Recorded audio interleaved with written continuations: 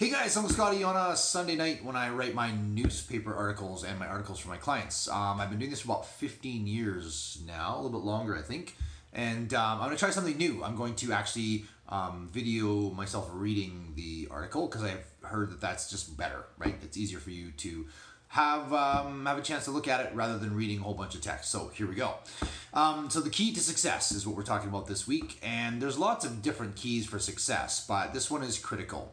It's critical in science, especially talking about things like double-blind placebo-controlled studies in a control group and all that kind of stuff, but it also works in fitness and nutrition, and it comes down to controlling variables. In fitness and nutrition, if your life is totally random, then your outcome will also be totally random, right? Now, first off, you have to be clear about what it is you want to achieve, right? You have to be clear about your outcome. So set a clear goal, make it measurable, and write it down. Next, you need to make sure that you actually want that goal. And not just because somebody told you it was a good thing, or you read about it, or maybe your doctor said something that you should do it or whatever. Like, it needs to be something that motivates you. It needs to be something that motivates you. It's got to be clear on that. Because if you don't actually want the goal, like if you say, oh, I want washboard abs, but you actually don't, you'd rather have ice cream, you'll never have washboard abs. So do what you have to in order to make your goal real and powerful. If your goal is to drop 20 pounds, then find a photo of maybe when you were leaner and you were 20 pounds lighter, or find a magazine model that looks like you want to look, as long as it's kind of practical, right? Some magazine models they're not very realistic and they've been photoshopped. But find something that's reasonable for your goals and looks like what you want to achieve, and post it somewhere that inspires you.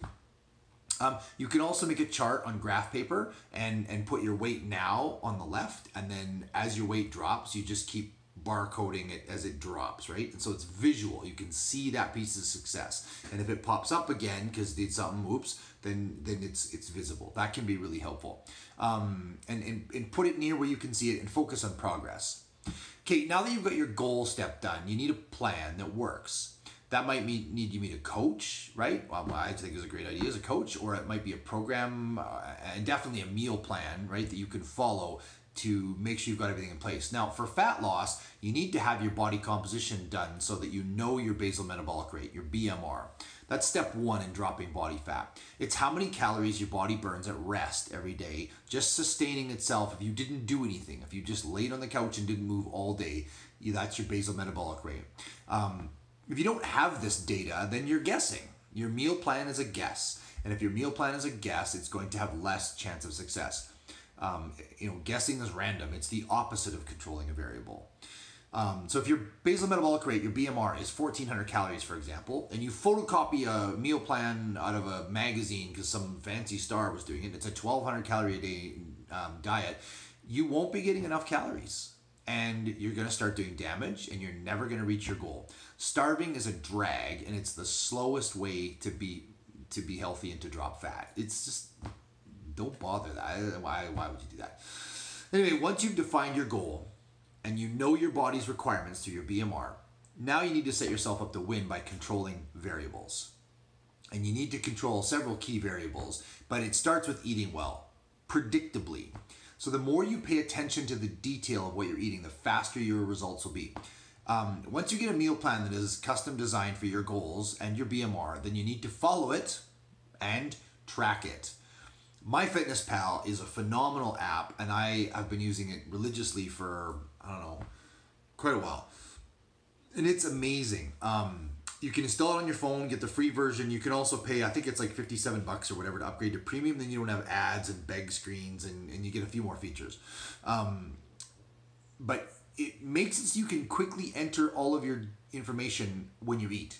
I do it after every meal. Sometimes I do before I eat because I want to know what I'm going to have the impact of if I'm building my meal plan. Like if I've got chicken and rice and veggies in front of me, then I want to know how much of each one to hit my goal for the day. So I can do it in advance, or I can do it after I've eaten it just to see what happened. And I love the app. It's a really good app. And there's a lot of things that I'm really surprised about. It's how easy it is to use. there's a barcode feature. So you click on lunch and you click the little plus sign, and then you can either type something in or you can click the barcode button.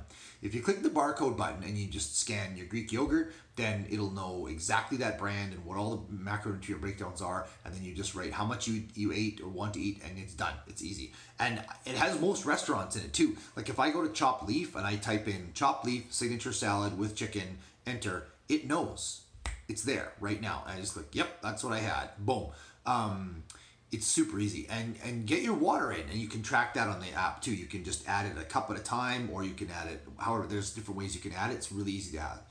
So that can help you track that progress and make your nutrition a known element. Okay.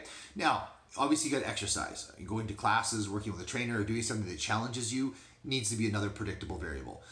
Track the length of the class and what you did. I have a Garmin watch. It's really cool. I actually sell them at the gym, and you can get one for basically cost. I charge $20 over cost. That's it. I don't mark them up to $300. But anyway, my Garmin automatically uploads to my phone, to the internet, and to MyFitnessPal. It's all connected. So MyFitnessPal knows exactly what exercises I've done, which is really cool. Because I can also see, by seeing how many calories I burned, I can find out what my deficit is. So by feeding my body my BMR, at least my basal metabolic rate, my basic, and by creating a caloric deficit through exercise, I can lose fat predictably. It's just math. It's just science. Your goal is to have a caloric deficit of around 500 calories a day through exercise, not by going below your BMR, by exercising and feeding your BMR. That's critical. You never go below your BMR. Okay. If you go too much more than your energy will be low. Like, so if you want a caloric deficit of 500 calories a day, but if you really start to burn, like if I burn 3,000 calories with exercise, but I only eat BMR, I'm gonna feel like crap. So I'll have to eat up a little bit further so that my deficit's around 500 calories. Okay, so that's the plan there. If your caloric deficit is more than 500, 600, 700 calories a day, you're going to be grumpy and miserable and hungry all the time. And that's not cool either. Now, another controlled variable. You need to get at least 7.5 to 8 hours of sleep per night. And if possible, at the same time. Go to bed at the same time, get up at the same time. I happen to suck at this, but I'm working on it. Because it messes up my variables. If I work until after midnight, and it's like 2 minutes to midnight right now, then that either leads to sleeping in or skipping my workout because, I'll do it later, I'm so tired. Or if I force myself to my workout, sometimes my effort level is not there. I'll be giving a half effort when I do it. And those are all negative towards my goal. And sometimes that's what happens. It is what it is. But if you can avoid those things by being predictable, that's just going to improve your results. So I'm not saying you have to be a robot, but the more you control the variables, the more predictable your results will be.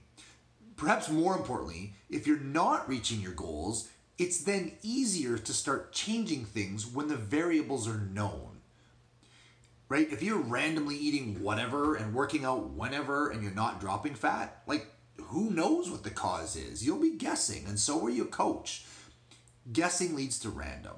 But if you make a plan and stick to it, then all you have to do is correct and continue. And above all, take action.